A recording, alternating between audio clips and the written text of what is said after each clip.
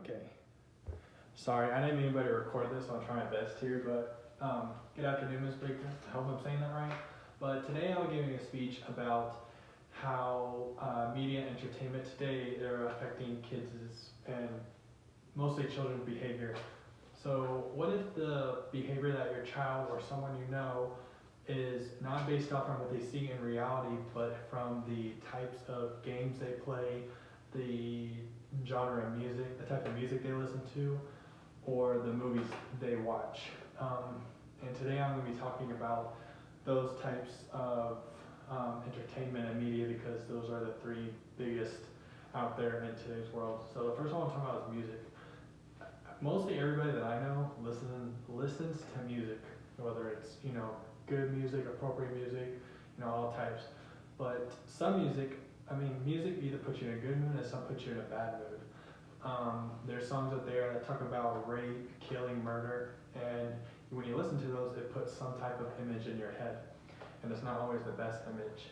And through I had it written down, the American Music Therapy Association, they said that people who are drawn to violence, kids that are drawn to violence, and some type of physicality is drawn to music that talks about that stuff. So, and some look up the celebrities, and if they talk about the raping, the killing, or murdering, they're going to think it's okay and think that they can do it, and there's going to be no penalty for it. The next one I want to talk about is video games.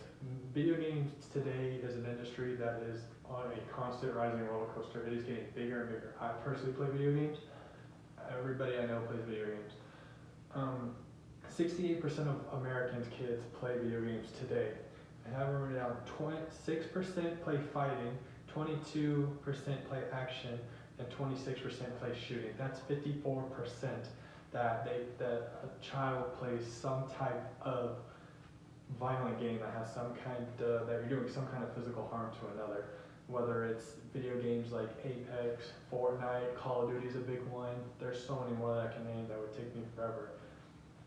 But 54% of kids that play video games are playing some kind of video game that the objective is to harm the other. And I see a lot of news where they're thinking they're mixing video games with reality, and it's not very good.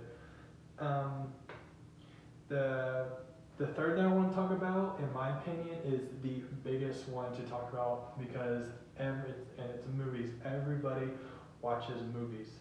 Everybody I know.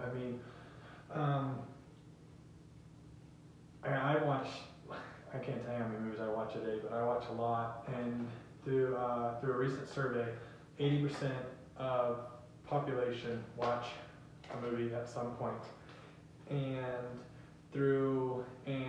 they did a survey of the most genre type of movies they watched, and they did the survey from 1995 all the way to today's date, 2019.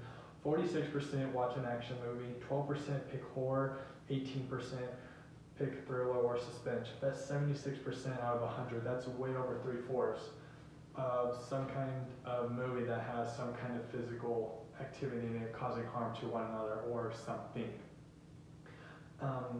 There was at the Ohio State University, researchers did a test, and they brought a whole bunch of children into a room, ages 8 through 12, and they watched a 20-minute short version of either the movie Rocketeer or National Treasure.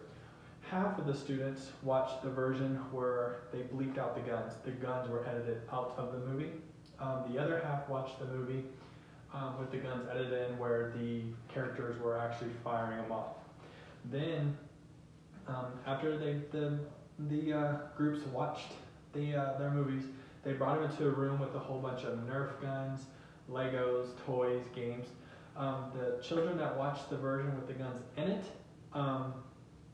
went straight to the Nerf guns. The group that did not watch the one with guns in it, they went to the Legos, the toys.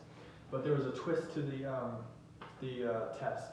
They put I have it written down, a 38 caliber handgun in a drawer, a real 38 caliber handgun. It was not loaded, it was modified where it cannot shoot, but it was modified to where if a student, it tracked the number of times that the trigger was pulled that the gun would actually go off.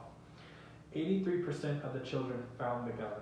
27% of the children that found the gun immediately gave it to the instructor, which were mostly the kids that watched the version that did not see the guns in the movie. The other 56% of the children played with the gun, and they all pulled the trigger hard enough where it actually would have went off. So that just shows what we watch affects how we act or think. If we see something and we see it in real life, we're gonna go to, it draws us near it.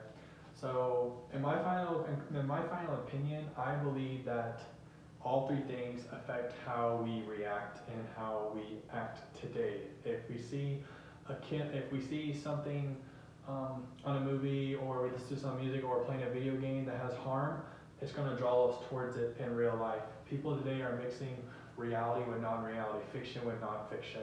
And the difference is, in a video game, like per se, you can always press the restart button. In life, if you do something, you have no restart. It has lifelong consequences. So our job is to remind our own kids and children around us that what we listen to, what we watch, what we play is just in the non-reality world. It's just sayings, it's just visual pictures, it's not real. And it's our job today to remind them that and help them stay on the right path. Yes, you can play those type of games, but do not bring it to the real world. And that is my speech. Thank you.